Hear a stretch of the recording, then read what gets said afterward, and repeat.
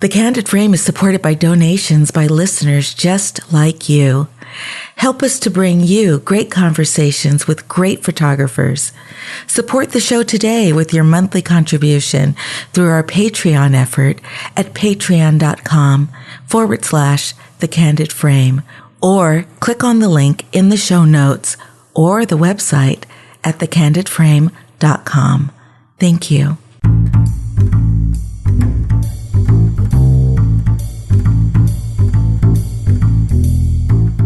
This is Ibarian X, and this is The Candid Frame.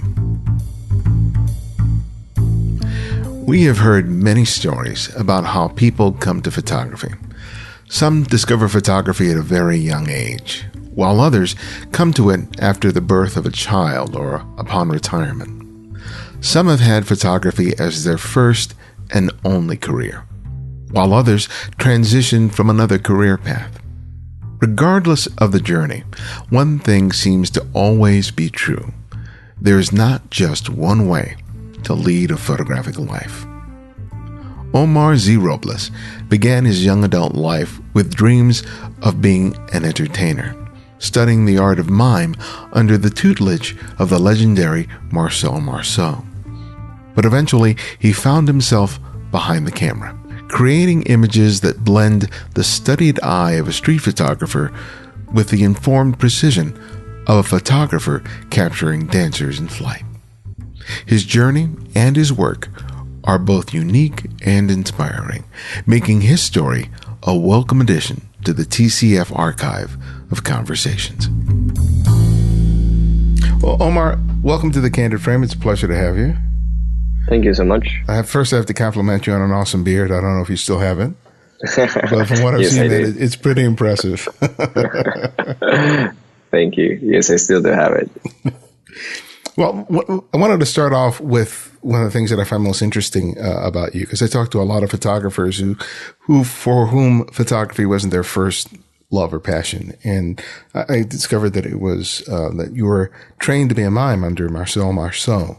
I want you to tell us a little bit about what drew you into wanting to learn how to become a professional mime. What was the allure there? Well, growing up, I was fascinated by the capacity or just the capability, about the body, right? And I remember just even when I was playing with my G.I. Joes, for example, my action figures would do somersaults and would jump out of the cars and things like that. And I was really just amazed by the possibilities that, just weightlessness, basically. And I think that's something that it's a theme that's carried through my entire life, that idea of defying gravity, basically. Mm-hmm. So when I was around 11, I got into gymnastics, and I was a gymnast, and I trained for several years. And then at some point I discovered, and also, going back to a little bit back in my childhood, I also liked telling stories. Actually, I like to tell jokes a lot, and my family hated it because I was basically an encyclopedia of jokes. And they were really bad jokes too. They were not even funny, but they were very long jokes. And it was on purpose because for me, it was fascinating to be able to capture them for an X amount of time, and then just throw a punchline and then have them go like, "Oh, thanks for wasting my time," And so really, for me, the joke was on them. So I had that thing for storytelling as well. So after I did gymnastics and I got a little bit more comfortable and with the body as a tool for expression, I discovered mime, and I found it extremely interesting because it was something that was combining my passion for the body as well as my passion for storytelling. And it was very interesting just to because the whole idea of mime is really, it's not how many people perceive it as charades, but it's really more about evoking emotion through the body in a way that you can tell a story without needing words. Why? Because we relate very naturally to the physical language, to the body language. Your body knows how it feels, how it looks when it feels sad, for example. So when you see that on stage represented, you can identify in a very primal way, I think. So, Marceau used to have this phrase. He would say, it's like, we want to try to make the audience breathe with us and be mesmerized by what we do. The whole idea of telling stories in mime is really kind of fascinating. And I wonder if there's something that is comparable to, an author not using too many words, not trying to be too expressive with language and sort of losing the reader. Is there an equivalent of that when it comes to mime? Is less more? Yes, definitely. Less is more. And that was another one of my teachers who used to say, when a play is done, when you cannot cut any more out of it.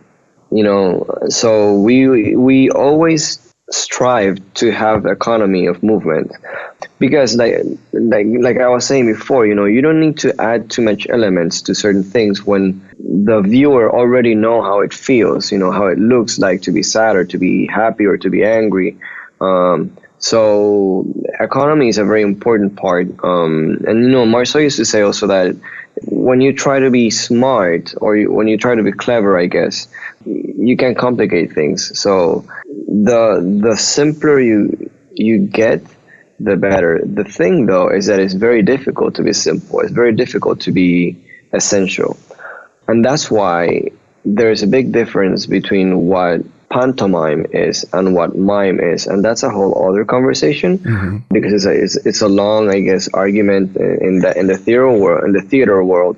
But mime, as an art form, seeks to share the essence and evoke the essence, where pantomime, for example, it's more narrative and it's more, I cannot find the word right now.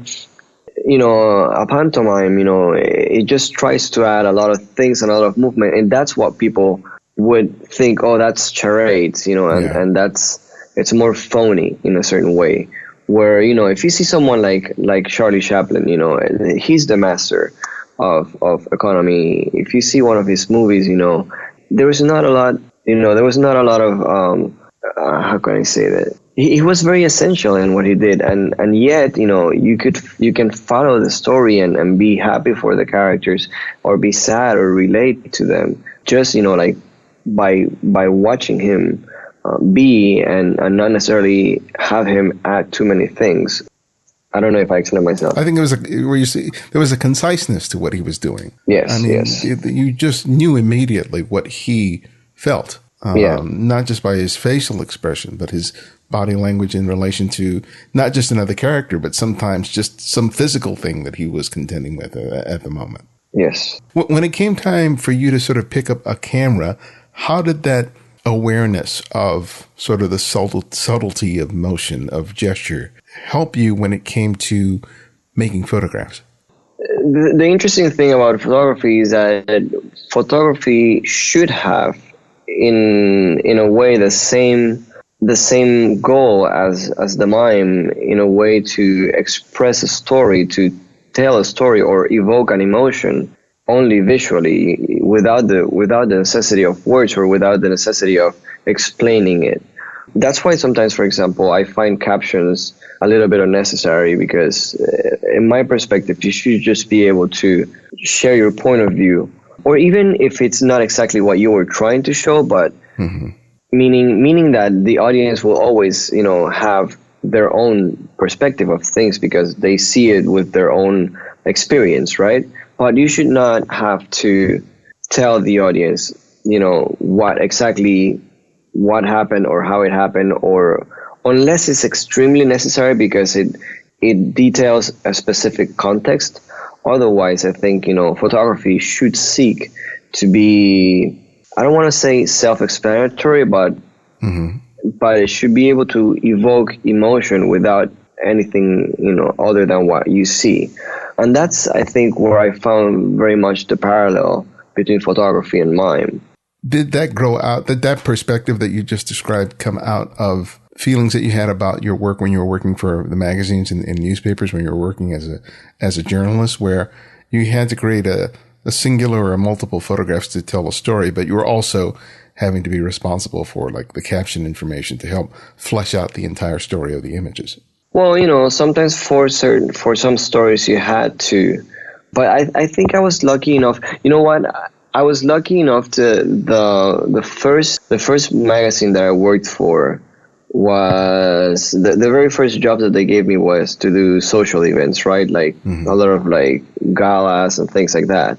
And almost every other magazine that was back in Puerto Rico, almost every magazine in those events, they had people, asked photographers to take pictures of people posing.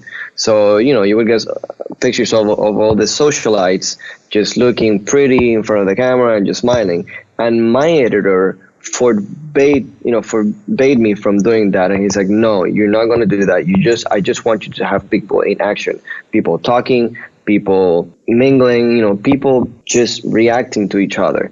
And that was even though it was something very simple, but it was my first jobs, and it really taught me to seek for that, to seek for action, to seek for moments that were sort of self-explanatory, or at least, they were evoking something, and you could really see what was going on in that party as opposed to just who was there. Mm-hmm. You see the difference there. So those were my very first assignments, and then eventually I ended up doing more politics stuff, and then when I moved to Chicago, I ended up doing more arts and entertainment. I kind of always fought the writing thing. So what inspired the transition to pick up photography rather than continuing as an entertainer?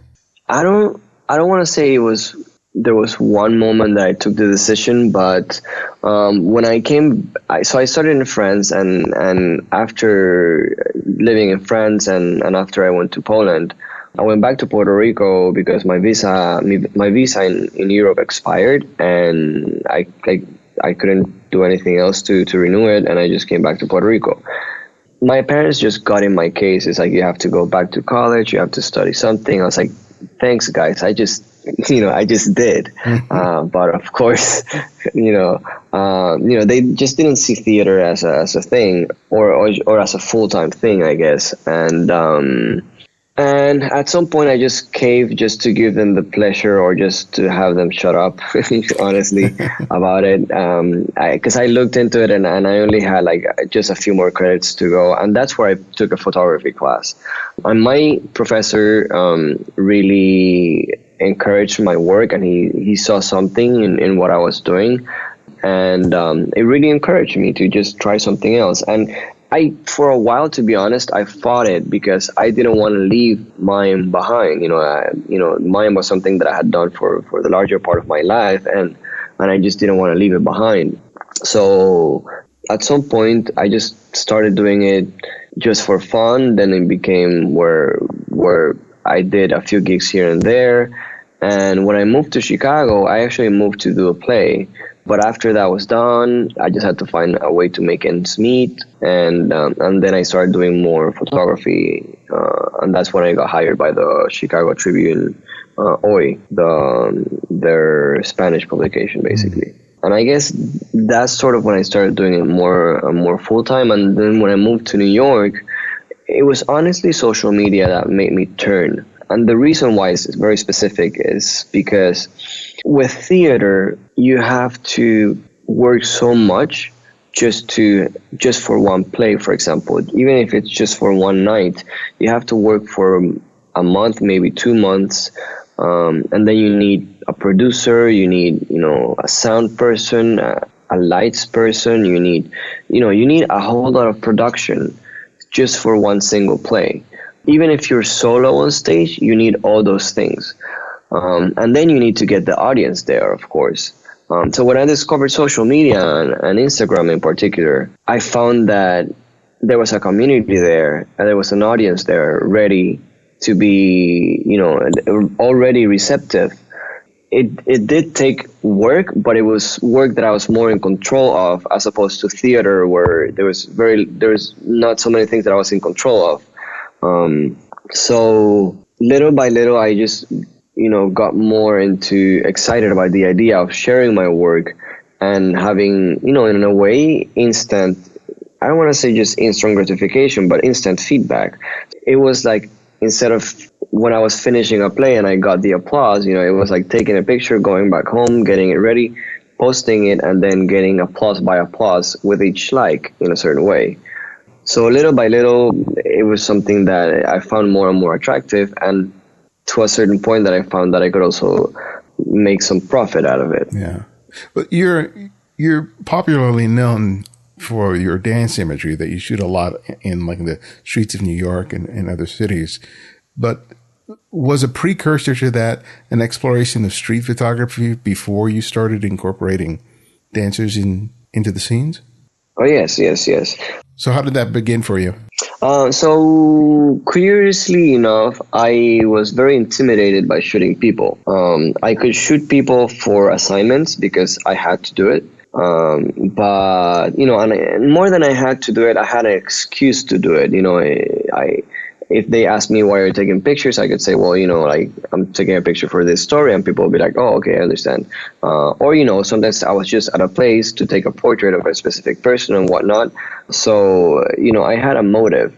But when it came to my own work, I was really intimidated by just asking someone to take their picture or just being, in front of a person. So I discovered street photography just looking through Flickr and different online websites, and I found very interesting because it really evoked an emotion, and it really was the representation of a moment that was very unique each and every time that I saw one of those pictures. I met this woman in Chicago. Her name was Candace Casey, and Candace was this very sweet woman, and she did a lot of travel photography. And I saw one of her exhibitions, and then we ended up becoming friends. And one day, I asked her, hey, Candace, how do you shoot people? I mean, aren't you intimidated by it? And she said, like, it's not that much of a thing. You have a camera. It's a fairly large object that they can see. You point it, and if they have an objection to you pointing the camera, then you put it down if you feel like it's not appropriate, and that's about it. Otherwise, people will let you know if it's fine or not. And I saw that as a pretty straight through or just pretty direct answer, and I took that as a dogma in a certain way, and I just started going out every day and just lifting my camera, and if I saw that people were uncomfortable, I would put it down unless I felt like the moment was more important, and I and also I got myself into the laws about street photography, and I knew that I was not doing anything wrong particularly, so I just stayed at it, and I really loved street photography, and I did it exclusively almost for about I want to say 3 to 4 years before I started working with dancers. So definitely the street photography really set the grounds for this type of work that I do. And what I like to say is that I'm actually just placing the dancers where the normal people in the street would be. Because what I'm trying to create, it's an environment or aesthetic where the viewer can say, oh, I walk through the streets every day. I never thought that there was a different alternative to the way I walk the street. Mm-hmm. And what was a allure of working with a dancer rather than, say, a model or just a normal person that you would pose in the street? What do they bring to the photographs that you can't achieve otherwise? Well, what not a whole lot of people know is that this series actually started as a self-portrait project, where I was trying to create that aesthetic that I was talking about weightlessness in the everyday workplace or area or people, places that we all walk every day. And I would just set my camera and on a tripod and shoot myself in the street doing these things. Of course, that's a very that's one of the ways that you can lose a camera, right? So, and also, it's just a little bit cumbersome to do that because you have to go back and forth all the time. So at some point, I decided just sort of to outsource it. And I met with this why dancers instead of models, because I had physical training. So I thought that the only person that could or the only subjects that could potentially carry the vision that I was trying to carry with my self-portraits, with people that also had knowledge and expertise in the body, particularly jumps like dancers do. So basically that was it. So tell me about those initial moments when you were sort of, you have this sort of vision for what you initially have in mind, and it usually evolves. You may have an initial spark, but then especially when you're collaborating with someone else, that kind of evolves and changes. Can you speak about what the initial germ of it was and how it sort of developed as you started working with more and more dancers? So in the beginning, I think the poses were less stylized, and what I was trying to look for was that idea of just levitation, right? So it was stylized, but not dance stylized. I was just trying to look for, like sort of floating jumps where it was not so balletic in a certain way. It was more just, like flowy. Mm-hmm. But precisely working with dancers, and I realized, it's like there's many more possibilities that I can explore within their range of movement. And little by little, I started to get more into actually educating myself, even though I did have a dance background, because dance was part of my training back in France. I started going back to those roots and educating myself a little bit more, and just trying to refresh my memory from the things that I had learned. And little by little, I started directing more as if I was directing a play or as if I was directing on stage, as opposed to just directing as a photographer. Yeah, because I heard one of the things you've said in another interview was that you had to sort of inform the dancers that you didn't want them to pose, but that you wanted them to move. Yes. What is that? What's the difference? How does that look like in your camera?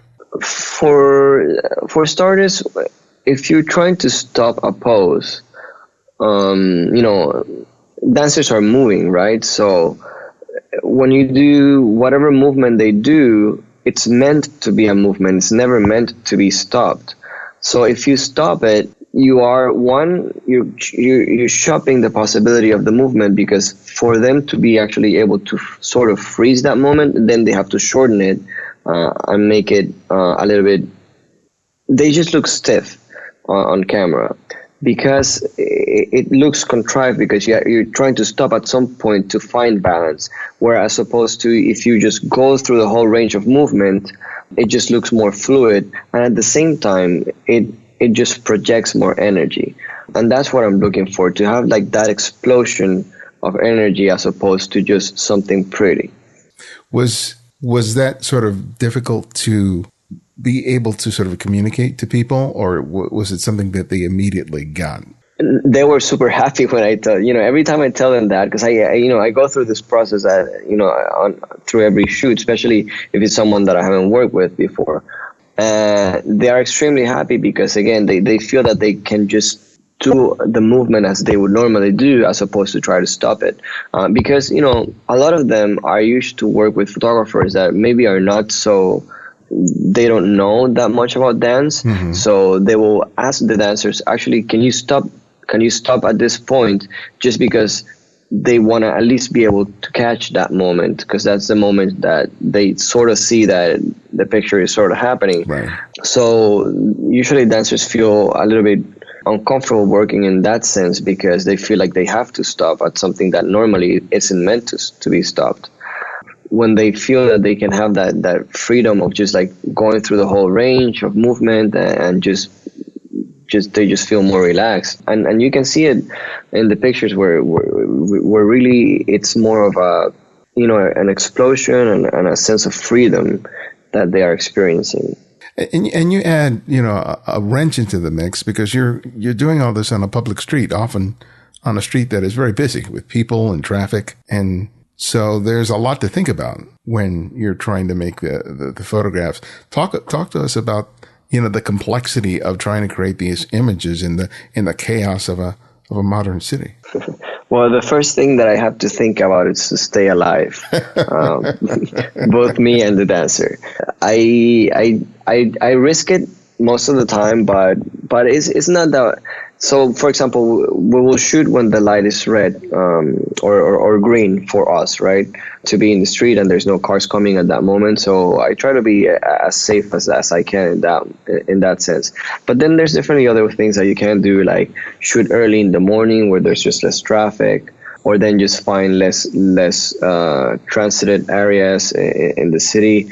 And you do different things like that. But sometimes other times what I just do is I use what I have, and if those are the elements that are out there, then I just incorporate them in the photos, because then they just become more dynamic. So to give you an example, when I was in like, I don't mind crowds and I don't mind people in the pictures, because I actually think that brings a lot of life to the story.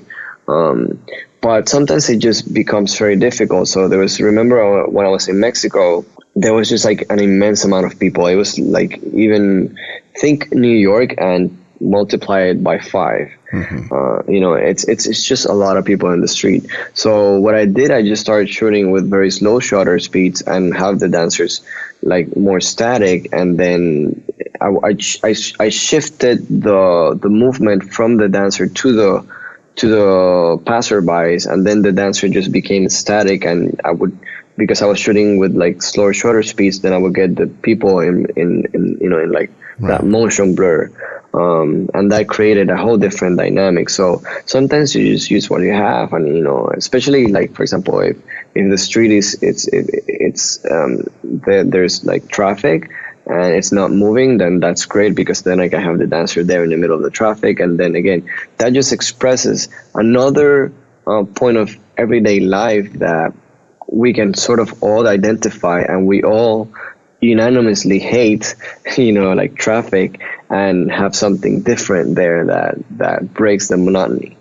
How did those years of practicing street photography help you to make your images unique to you? What were the skills in terms of your awareness of maybe background and light and composition help you when it came to incorporating a dancer and movement into the whole shot? Well, one of the greatest things about street photography is that you have to think on your feet. You have to think fast, and you have to make decisions based on light, based on background, like you were saying, but also based on what's happening, based on action.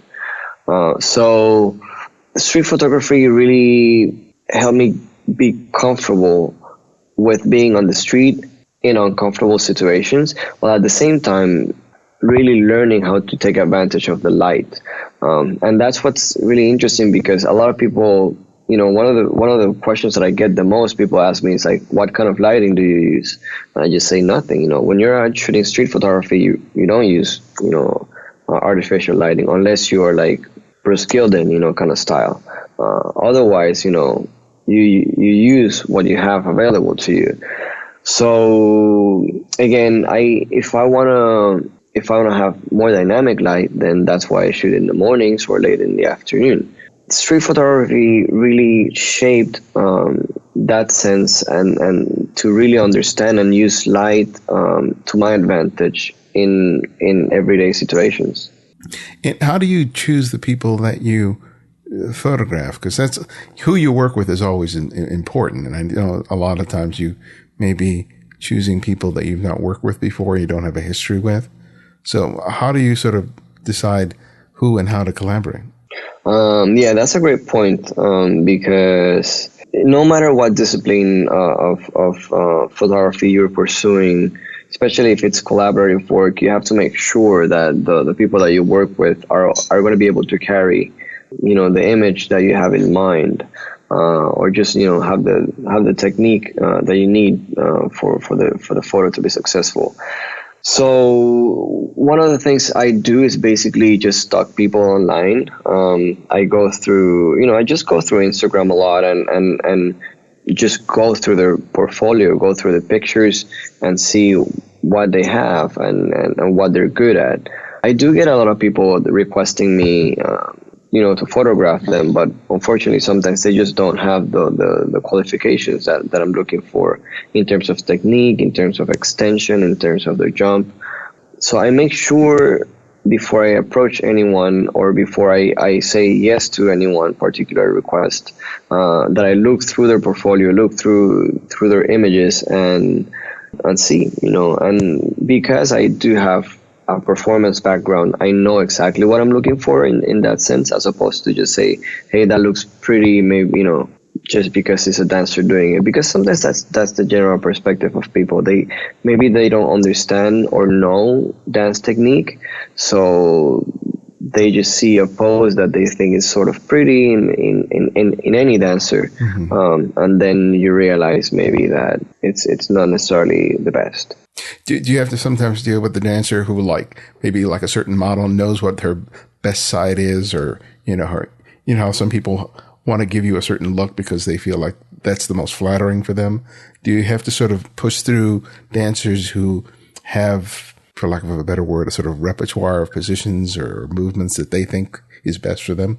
Not really. The greatest thing about working with dancers, for the most part, is that dancers are trained to follow. That's their training. They're trained to follow a choreography. They're trained to receive instructions. So for the most part, most of the dancers that I work with are very receptive, and they're very open to just trying different things. And yeah, there are certain things for sure that just from a strictly physical point of view, where one leg will extend more than the other, so they feel more comfortable doing things, with the left leg than the right leg. But that's just nature, you're always, more comfortable with one hand than the other, so I understand that, and then I also take lead from that, because again, we're talking about collaborative work, so I also want to make sure that they feel comfortable with what they're doing. But as far as having sort of, let's say, divas, I've been very lucky not to work with any one like that, at least. Tell me about another project that I saw on your website, which is Sunday Best, which is a series of portraits. Yes. So Sunday Best was when I was. It was an exploration of my neighborhood. Basically, I was living in Harlem, or I still live in Harlem, but I was living in a particular area of Harlem. And whenever I would go out, sometimes during Sundays, I would just see people with this, really beautiful garments and hats, and it was a very interesting vibe during Sundays. So it was an exploration of that, but at the same time, it was an exploration of me trying to get out of my shell, where, like I said before, I was very intimidated by shooting people when it was not for work. And while I was doing street photography, it was okay, but there is still, some kind of outside look when you're doing street photography. You're not necessarily engaging with people. Right. So I kind of wanted to explore that side, and again, I met up with a friend, or a photographer that became my friend, who's Ruddy Roye, and Ruddy used to do that kind of work a lot back then. He still does that kind of work. Ruddy is more of a photojournalist, and I approached him a little bit about it, and again, he said, people will say yes or people will say no. It's not such a big thing to it. If they say no, you just keep walking.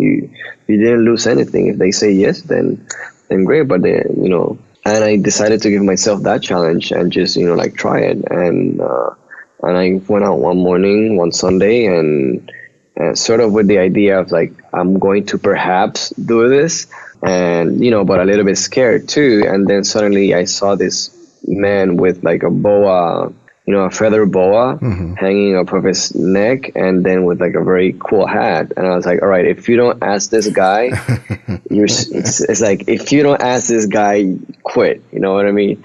So I just, asked, and he said yes. But the funny thing is that I was so into my mind that he was going to say no, that I was like, oh, okay, thanks. Oh, wait, you said yes. Hold on. Let me actually take the picture now. So yeah, he said yes. I took the picture, and then from that, I was very encouraged. I was like, all right, we got one, so let's keep going. And I sort of got into going out every Sunday morning, and kind of gave myself like a goal every day. It's just like, all right, let's try to shoot at least 5 or at least 10, and really, take notes or just take their story. And you don't really see it on the website, but if you go really deep into my Instagram, you will see those posts, and I would actually write a little bit about the story, because again, in this case, the context was important. So I would just write, like a short transcript of our conversation, or something important or interesting that the person told me. And yeah, it was really it was an exploration of the neighborhood, but it was also an exploration of just, giving myself that opportunity. Well, you spoke about Instagram, and it's played a big role in your career in terms of you getting your work out there and creating opportunities for you as a photographer. Talk to us about, how you began using it and how that sort of evolved and changed, and what the results been. When I started Instagram in the very beginning, I didn't exactly understand the platform, and I only saw it strictly as a promotional tool, right? That was back when I was in Chicago, and I thought, well, I will post, like my headshots there for people to see it and hire me. But as the more and more I got into it, I realized that that's not really what people are there for. People are not there to hire a headshot photographer, for example, or at least back then the community was very different. And I met this guy in Chicago. His name is Ivan Vega, and he was also, curiously enough, he was also an actor, but he also loved doing photography, and mobile photography specifically back then. And he kind of showed me the community side of Instagram, where people would just do Insta meets and photo walks and get together outside of the platform. And then I found something very interesting, because I saw a sense of community, a sense of, in a way, a sense of belonging. So it's not just about posting pictures, but it was really about sharing pictures, which is very different, right? And my outlook on the platform changed, and then I was starting to look more for that community. When I moved to New York, that's basically how I met people. I just started to look for local Insta meets and photo walks around, that were based around Instagram, or just the Instagram community, and that's how I started to make friends. But at the same time that I was making friends, I was networking. And little by little, you do those things enough, you start growing an audience, and also growing what in a certain way, it's also like having your own focus group, right? You do something and you have an instant reaction to know if it's successful or not. That's really how I started growing and learning more and more the platform, from just being a media-centric thing to more like a community-based. And that's very important, I feel, because a lot of people don't understand that social media has two sides of it. It has the media side that a lot of photographers emphasized in, but then it's also about social, right? It's also about being communicative, about being part of that community. And you cannot just pretend or think that because your pictures are good, people are just going to like them, so to speak. You have to also interact and engage with people. When we were talking about earlier about your career as an entertainer and being a mime, and there's a lot of discipline that's called upon when you're doing that kind of work, and I'm sure that it's pervaded all your photography. But when you think about what you learned back then, what do you think is sort of the greatest thing that you learned from being a performer that is absolutely invaluable to you as a photographer? That's a great question. Readiness, I would say. Well, it's readiness. I would say that's the best way I can put it. You can never, I don't remember who it was, but someone, when I was studying mime, someone once told me a quote from, but I don't remember who it was, but he would say that to do an impromptu speech, you need a lot of preparation. You need weeks of work to do an impromptu speech. So basically, in order to improvise, you need to be prepared. You cannot just say, I'm going to wing things, even though you are winging them, but you cannot just wing things out of thin air. You have to have, a cushion. You have to have resources. So when I was doing mime, one of the things I would do would do improvising exercises. And the idea of the improvisation is that you have to go in with an empty mind, or with an empty mindset, and be ready for whatever comes. But in order to be ready for whatever comes, you have to have a set of tools. So I don't know I know it sounds kind of abstract as a concept, but basically what I'm trying to say is you need to do these things a lot in order to be able to then just make them naturally and have them become second nature. So basically it's practicing. You have to put a lot of work into things and not think that just because you have an idea it's going to be great. It's not going to come out of the first try. You have to do it and do it and do it and do it many times before it actually becomes what you had in your head. That's a great insight. Well, my last question that I ask each guest is that I ask them to recommend another photographer for our listeners to discover and explore. And it can be anyone, someone you long admired or someone you've recently discovered. So who would that one photographer be and why? It's a great question. I would say someone that I mentioned already. It's Ruddy Roye, someone that I learned a lot from. Yeah, I mean, his work is very driven by one goal, and it's really about equality, about fairness, and it's just someone that, as a person that I know that is very charismatic and someone that is very approachable, and that's something that I really admired from him as a photographer. Great suggestion. Thank you so much, man, for making the time with us today. Really, it was great to have a chance to talk with you.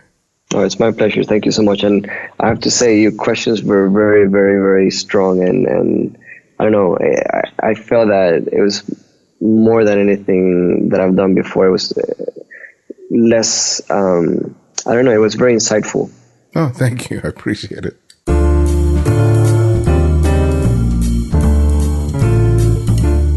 Thanks for listening, and thanks to Omar for joining us on The Candid Frame. You can check out his work by visiting OmarZRobles.com. Thank you for your continued support of The Candid Frame. If you haven't already, please take the time today to write a review in the iTunes Store. Your ratings and comments help people to discover the great conversations that we offer here at TCF. You can also support the show by making a monthly contribution through Patreon.